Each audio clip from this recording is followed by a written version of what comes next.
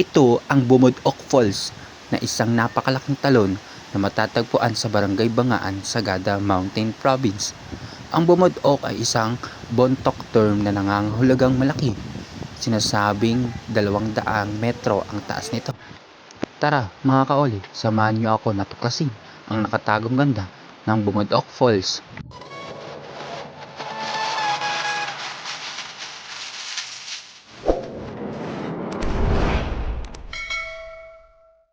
Mula sa registration area, sumakay kami sa shuttle pababa ng jump off na kung saan doon kami magsisimulang maglakad patungo sa falls. Sabi nga nila, hindi magiging masaya ang Sagada adventure mo kung hindi ka magta-top load, kaya naman hindi ko na pinalagpas ang pagkakataong ito na talaga namang enjoy na enjoy ako. At dito na nga kami magsisimulang maglakad. Ang unang bahagi ng aming paglalakad ay dito sa mga kabahayan ng mga katutubo. Ayon sa aming tour guide, halos 1 oras daw kami maglalakad patungo sa falls. Hindi na namin inisip ang pagod dahil mas nangibabaw sa amin ang makita ito. Kaya sa pangalawang bahagi ng aming paglalakad, aming binagtas ang kahabaan ng Pedlisan Rice Terraces o mas kilala bilang Pedlisan Rice Terraces, ay mga nakakamanghang sinaunang palayan na sikat sa pagiging bahagi ng mas malalaking Cordillera Rice Terraces na nag-aalok ng mga nakakamanghang tanawin.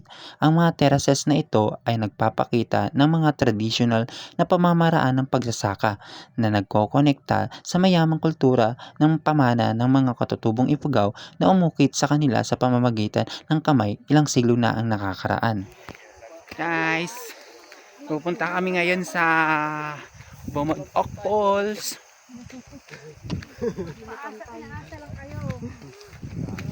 Habang papalayo na kami ay pababa rin ng pababa ang aming mga nilalakaran na di alintana dahil sa mga magagandang sunflower na nagkalat sa paligid, at hindi pa nga natatapos ang pagbaba namin dahil dito sa pangatlong bahagi ng aming paglalakad ay sadyang susubukin ang lakas ng aming mga tuhod. Sa parting ito matatagpuan ang hagdanang semento na may hawakan na bakal, dahil hindi biro ang bumaba sa napakaraming steps nito na sadyang hihingalin at manghihina ka, pero ganun pa man, tuloy ang laban, lakad pa.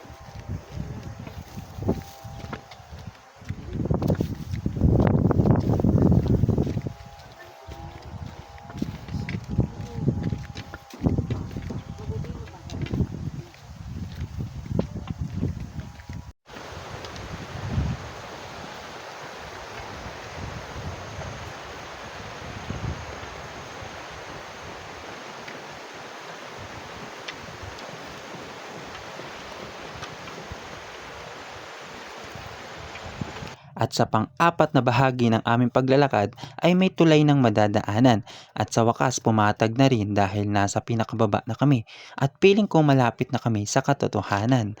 Habang papalapit na kami, sobrang excited na talaga ako kasi biruin mo, sa unang punta ko dito sa Sagada, hindi namin ito napuntahan dahil kulang na kami sa oras. Sa layo ba naman ito eh. Kaya this time, totoo na talaga. Konting kembot na lang, ayun, kahit malayo pa kami, bumungad agad sa amin ang napakataas na talon na may malakas na pagbulusok ng tubig. Kaya naman kahit nasa malayo pa kami, ay dinig na dinig namin ang pagbaksak ng tubig nito. And welcome to Bumudok Falls, ang pinakamataas at dinarayong falls dito sa Sagada. Sa wakas, nakita ko na rin na sa dati sa picture ko lang nakikita. Saksi ako kung gaano ito kaganda. Tunay na likas na yaman. Yaman na hindi mananakaw ni numan.